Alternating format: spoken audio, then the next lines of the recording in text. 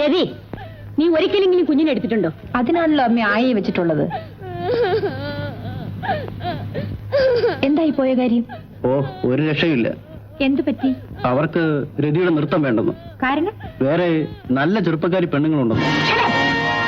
ഇത് ഞാൻ പറഞ്ഞല്ലേ, അവർ പറഞ്ഞാണ്. പലരും ഇതുപോലെ തന്നെ പറഞ്ഞിട്ടുണ്ട്.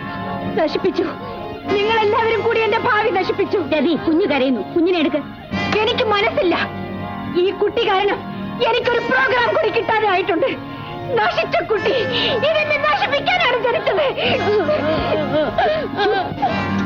സോറി മിസ്റ്റർ നായർ, കമ്പനിയുടെ ഇന്നത്തെ സാഹചര്യത്തിൽ നിങ്ങളുടെ റിട്രജ്മെന്റ് അനിവാര്യമായി വന്നിരിക്കുന്നു. അതുകൊണ്ട് നിങ്ങളെ പിരിച്ചുവിട്ടിരിക്കുന്നു. ഇത് നിങ്ങൾക്കുള്ള ഓർഡറാണ്. Sorry mister. Okay sir.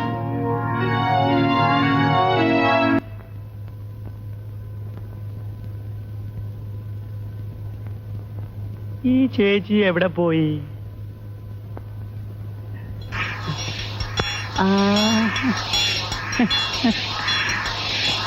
ഞാൻ വരട്ടെ. എവിടെ പോണു? നാളെ നാട്ടിൽ ഉത്സവമാ. ഉത്സവമാണോ വരുന്നത്? ഞാനാണോ? അത് ചേച്ചി തന്നെ. ഇപ്പൊ ഒരു ഫാസ്റ്റ് പാസഞ്ചർ ഉണ്ട്, പോയിട്ട് കാലത്ത് ഇങ്ങോട്ട് വരാം. നീ പോകുന്നില്ല.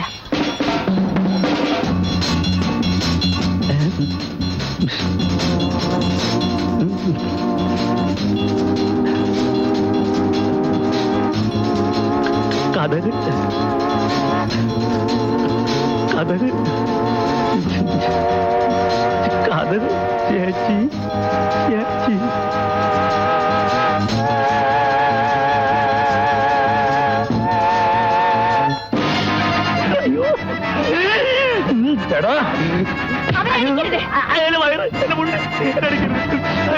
അടിക്കേണ്ടത് നിന്നെയാണ്.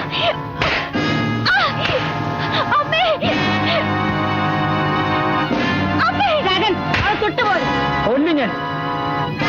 നിങ്ങൾക്ക് കൊല്ലാനല്ല, അവളെ ഞാൻ പെറ്റി വളർത്തി. എന്തിനാണ് പെറ്റു വളർത്തിയെന്ന് എനിക്ക് മനസ്സിലായി. പക്ഷേ നിങ്ങളെപ്പോൾ ഇതിനൊക്കെ കൂട്ടു നിൽക്കാൻ എന്നെ കിട്ടില്ല. അനാവശ്യം പറയരുത്. അനാവശ്യം? സത്യത്തിൽ നിങ്ങൾ നിങ്ങളുടെ മകളുടെ ദുർനടപടികൾക്ക് കൂട്ടു നിൽക്കില്ലായിരുന്നു. ഒരിക്കലെങ്കിലും നിങ്ങൾ അവളെ ഉപദേശിച്ചിട്ടുണ്ടോ? നിങ്ങളെ വേണം തല്ലാൻ. ധിക്കാരം പറയുന്നത് സൂക്ഷിച്ചു വേണം. എന്റെ വീടാണ് എന്ന് വെച്ച് നിങ്ങൾ കാണിക്കുന്നതെല്ലാം സഹിച്ച് മിണ്ടാതെ കഴിയണമെന്നായിരിക്കും. അതിനെ വേറെ ആളെ നോക്കണം. വേറെ ആളെ നോക്കാൻ വേറെ ആരുടെയും ശുപാർശ വേണ്ട. അത് ഞാൻ അറിയുന്നുണ്ട്. അതെനിക്ക് മനസ്സുണ്ടായിട്ടാ. നിങ്ങൾക്ക് സഹിക്കുന്നില്ലെങ്കിൽ നിങ്ങൾ നിങ്ങളുടെ പാട്ടിന് പോ. അതാണ് ഭേദമെന്ന് എനിക്കും തോന്നി തുടങ്ങിയിട്ട് കുറെ നാളായി. പിന്നെ എന്തിനാ നാണം ഇല്ലാതെ കഴിയുന്നത്? നിന്നെ കണ്ടിട്ടോ നിന്റെ സൗന്ദര്യം കണ്ടിട്ടോ അല്ല, നമുക്കിടയിൽ ഒരു കുഞ്ഞിന്റെ ബന്ധം ഉണ്ടായിപ്പോയി.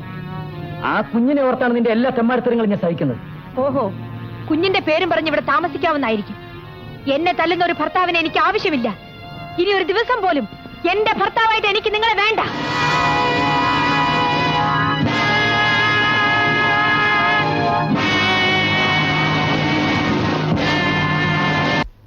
മോളെ, വിവാഹബന്ധം വേണ്ടെന്ന് വെക്കുക എളുപ്പമാണ്. പക്ഷേ ഭാവിയെക്കുറിച്ച് കൂടി നീ ഒന്ന് ആലോചിക്കുക. എന്റെ ഗതി എന്നെ നിനക്കും വരരുതെന്ന് കരുതിയാണ് അമ്മാവൻ പറയുന്നത്. അമ്മാവാ, ഞാൻ തീരുമാനിച്ചു കഴിഞ്ഞു. രാജശേഖരനുമായി ഒരു ബന്ധവും എനിക്ക് ആവശ്യമില്ല. അയാൾ എന്റെ മുന്നിൽ ഒരു വൃദ്ധനെ പോലെയാണ്. വീട്ടുകാരെ ഓർത്തില്ലെങ്കിലും നാട്ടുകാരെ ഓർക്കണം. ഞാൻ എങ്ങനെ ജീവിക്കണമെന്ന് തീരുമാനിക്കേണ്ടത് നാട്ടുകാരല്ല, ഞാനാണ്. എനിക്കൊരു അച്ഛൻ വേണ്ടേ? ഒരു അച്ഛനുമില്ലാതെ ഞാൻ വളർന്നില്ലേ? നിന്റെ പോക്ക് തെറ്റാണ്. കൂടുതൽ വലിയൊരു തെറ്റ് ചെയ്യാനാണ് നീ ഇപ്പൊ ആലോചിക്കുന്നത്. നിന്റെ ഒരു അമ്മാവനാണ് പറയുന്നതെന്ന് ഓർക്ക്. ഇതുവരെ ഞാൻ സംസാരിച്ചത് എന്റെ ഒരു അമ്മാവൻ എന്ന നിലയിലാണ്. ഇനി ഞാൻ സംസാരിക്കുന്നത് എന്റെ ഒരു വക്കീൽ എന്ന നിലയിലാണ്. എനിക്ക് ഈ വിവാഹബന്ധം വേർപെടുത്തണം.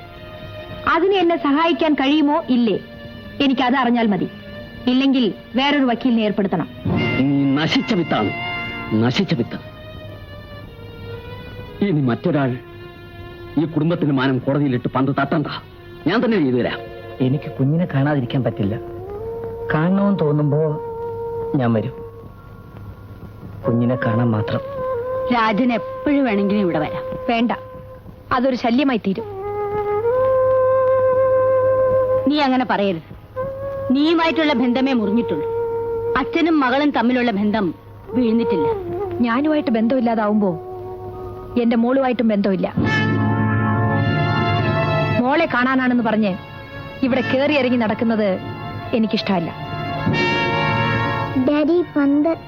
ഡാഡിയും വെറും പന്താണ് മോളെ, ആർക്ക് വേണമെങ്കിലും തട്ടാം.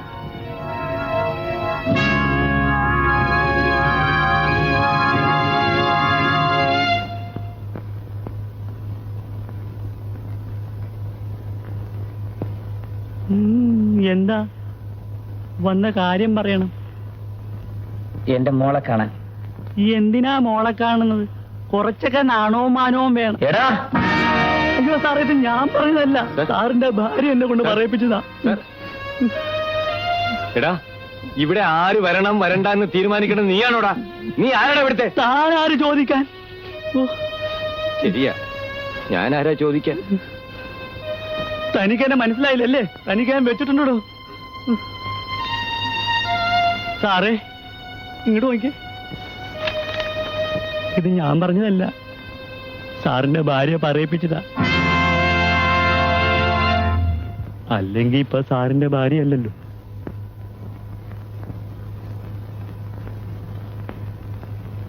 ഇതെല്ലാം എന്റെ മൂക്ക് വേണ്ടി വാങ്ങിയതാ. കേശവൻ കൊടുത്താ മതി. ഈ കണ്ടു, സാഹിബിന്റെ തൊപ്പി എടുത്തു, സാഹിബിന്റെ തലത്തിന് വെച്ചു, മോളുടെ തലയിൽ വെച്ചു. ആ തഴവിട് വേണ്ട വേണ്ട വേണ്ട, ആ സാഹിബിന്റെ തലത്തിന് വെച്ച. അങ്ങോട്ടോ ഇപ്പൊ നോക്ക് സാഹിബിനെ. മോളെ, ബാബാ. ആ മോക്കെ മുട്ടായി വേണ്ടേ?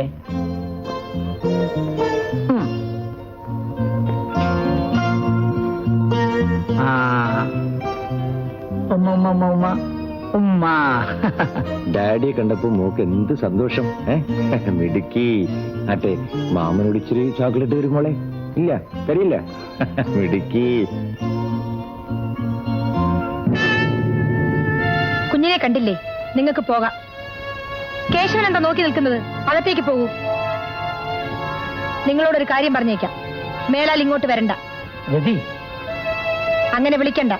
ഞാൻ നിങ്ങളുടെ ഭാര്യയല്ല. I am sorry. എന്റെ മകളെ കാണാൻ മാസത്തിലൊരിക്കൽ വരാൻ പാടില്ല. കാരണം നിങ്ങൾ വരുന്നതും കാണുന്നതും മിനിക്ക് ദോഷം ചെയ്യുന്നു. ഞാൻ വന്ന് മിനിയെ കാണുന്ന അവക്ക് ദോഷം ചെയ്യുന്നു. ഞാൻ അവിടെ അച്ഛനല്ലേ? എന്താ ഇത്ര തീർച്ച? രതി, ദേഷ്യപ്പെടാനും പേര് പറഞ്ഞു വിളിക്കാനും ഞാൻ നിങ്ങളുടെ ആരുമല്ലെന്ന് വീണ്ടും ഓർമ്മിപ്പിക്കുന്നു. നീ എന്റെ ആരുമല്ലെന്ന് വെച്ച് നിനക്ക് എന്ത് അനാവശ്യം പറയാമെന്നോ? മിനി നിങ്ങളുടെ മകളാണെന്ന് എന്താ ഇത്ര തീർച്ച? എനിക്ക് പലരുമായി ബന്ധമുണ്ടായിരുന്നു. അതിൽ ആരുടെയും മകളായിക്കൂടെ മിനി? നിർത്തടി. വാശിക്ക് വേണ്ടി എന്റെ മകളെ പറ്റി തെമ്മാടുത്തും പറയരുത്. വിശ്വസിപ്പിച്ചേ അടങ്ങൂ എന്നാണെങ്കിൽ അതിന് ഞാൻ തയ്യാറാണ്. മിനി നിങ്ങളുടെ മകളല്ലെന്ന് ഞാൻ സ്ഥാപിക്കണോ? ഇപ്പോൾ നമ്മൾ രണ്ടുപേരും മാത്രമേ അറിഞ്ഞിട്ടുള്ളൂ. അത് പോരെങ്കിൽ പറയൂ, സ്ഥാപിച്ചു തരാം. വേണ്ട, എനിക്കെല്ലാം മതിയായി. എനിക്കെല്ലാം വിശ്വാസമായി. എന്നാൽ മേലാൽ മിനിയെ കാണാൻ വരണ്ട. Daddy, daddy.